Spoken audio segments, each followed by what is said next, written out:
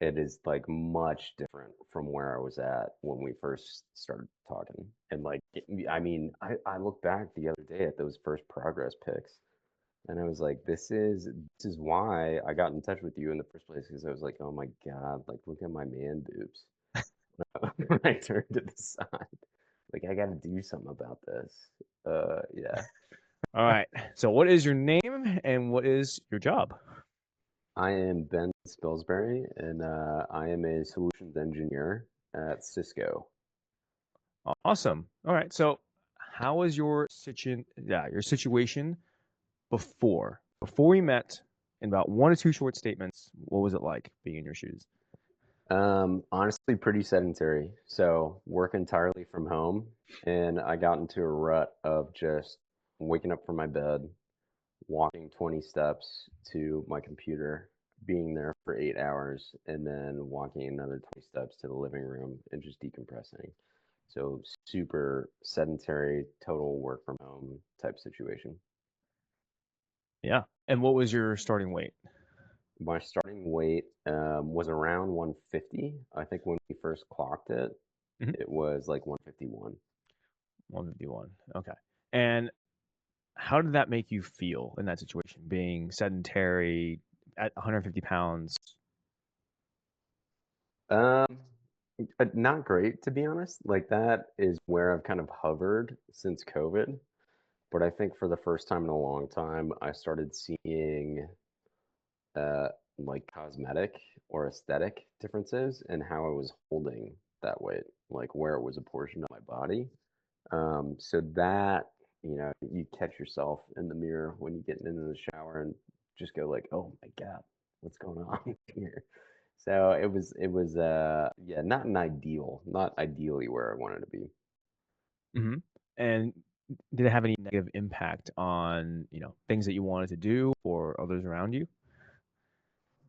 I think it was, yeah, and I wouldn't say that from like, activities. It didn't keep me back from certain activities. It was mainly just like a psychological kind of like veil, right? Of like, hey, I used to look different, and now I'm in this new version of me, and like, am I okay with that? Do I want to do something about that? Hmm. And how did you find us or the company? So I found you through Instagram.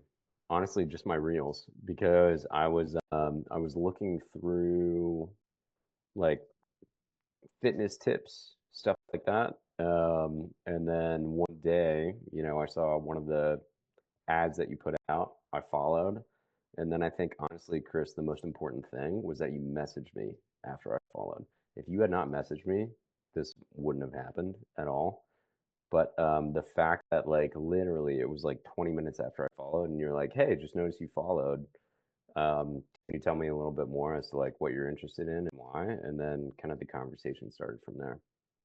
Yeah, of course, of course. Yeah, that's the thing, right? I think is I love helping people. That's what it is. And then what were your thoughts about going through the process overall when you first messaged, first came on?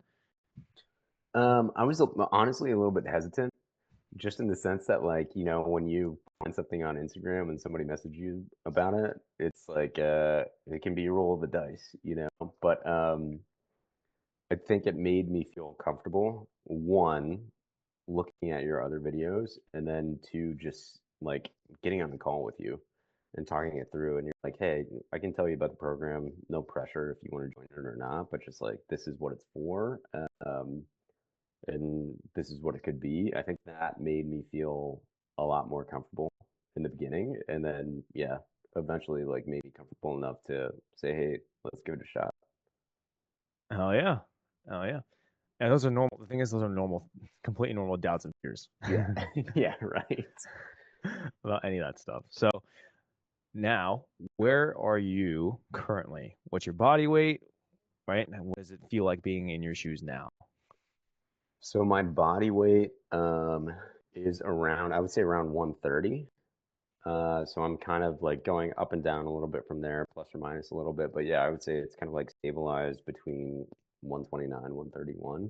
So effectively 20 pounds. In the the most like observable difference that I have is just when you're doing normal functions in the day, so like sitting down on a chair, or like getting something from the fridge, your body has these contact points with, the chair that you're sitting on or other parts on your body. Where's your skin touching skin? That's a tactile sensation, right? And you can really tell. That's the main difference that I can tell is like that tactile sensation is different when I sit on the same chair. Like where my skin touches skin, I can definitely tell that there's a huge difference there. Other than the fact too of like just overall holistic health things. So since we started this, I think my blood pressure's down too because I've been measuring that. Different things about heart rate, that's down farther. So kind of like the overall like feeling better health wise. But if I put it into like a single example or detail, yeah, that tactile sensation of like where does my skin touch things when I'm doing normal stuff in the day, that's entirely different. Hmm. Yeah, absolutely. And what positive impact has this had on your life and on others around you? I mean, it forces you to be more accountable to yourself.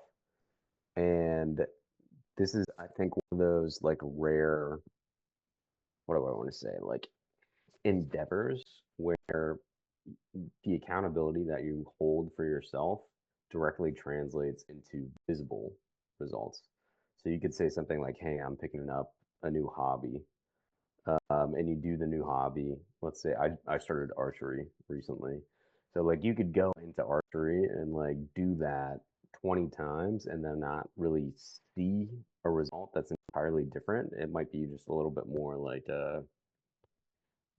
intangible, so to speak. But with this, there's a like a direct feedback loop of, hey, this is the formula. These are the inputs that we have to put in.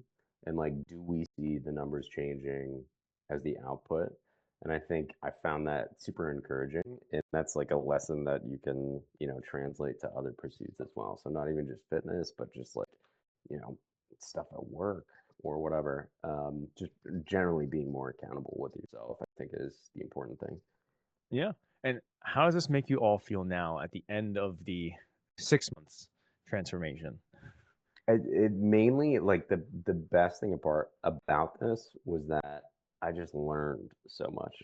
So I was in a situation where I didn't know what to do. Like I could go to the gym and like fiddle around with machines, and I'd go one day, and if I didn't see results at all, I'd be like, well, I don't even know what I'm doing. I don't even know if this helped. But the idea that the way you laid this out, you tell us why we're doing things, and then you also kind of reinforce that like these are habits that we're building. This is not like you do this for 2 weeks and then you see a difference, and then if you need it again in 4 months, you do it for another 2 weeks. It is about consistency overall. So that, I mean, that was a huge thing that I learned. Just general, like, what's my tactic if I walk into the gym? What should I be focusing on? Also, what should I be focusing on from like a dietary perspective too? Because that was like totally null and void in my head beforehand. So I mean, that's my main takeaway is that I've just learned a lot and I feel more capable to kind of like use what I've learned and make my own decisions, have agency in my own fitness as opposed to just following something that I get from ChatGPT. Yeah, absolutely. Which most people think that they can get away with, and it's like not even close. Yeah, you can't. Yeah, yeah. What was the biggest difference for the viewers here? The biggest difference between other trainers that you've had versus Oh, me. yeah. Okay. Um, you are. So I only had one other trainer experience. Wasn't a great experience. The thing that I appreciated about this experience is that you're very organized. So we are looking at data. We're looking at numbers in our weekly check-ins, and that is super encouraging in a sense where you can say like, hey, this is making a difference what I'm doing.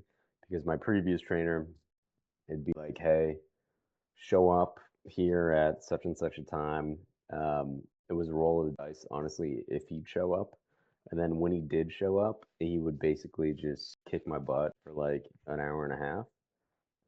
And then we wouldn't talk about dieting, anything like that. I'd leave super exhausted and then not knowing like what do I do in between time between now and when we meet next? And I think that's the most important thing is like most of our interactions, it's you telling me what to do in that in between time. So it's not like an isolated incident of when I'm going to the gym. It's part of a more like holistic progression. Um, so yeah, that's been the difference there is like organization talking about why we're doing things, not just telling me what to do, but like giving me the knowledge of why I'm doing it, and then ultimately giving the power to me to like make decisions for myself. And then what would you tell someone who is watching this right now and is unsure about taking the next step? Just do it. Just try it out. Because the worst case is that you do it and it doesn't work. And I've done that many times with so many other different types of things in my life. Um, but you never know until you know, right? And so like I think the biggest plunge is in the beginning, just like, hey, just give it a shot. And then in this case, for me, 6 months later, I'm 20 pounds down, which is wild to think about. So I think it's really just like, just give it a shot, try it out, see if it works for you, and then kind of take it from there. Absolutely. Well, Ben, thank you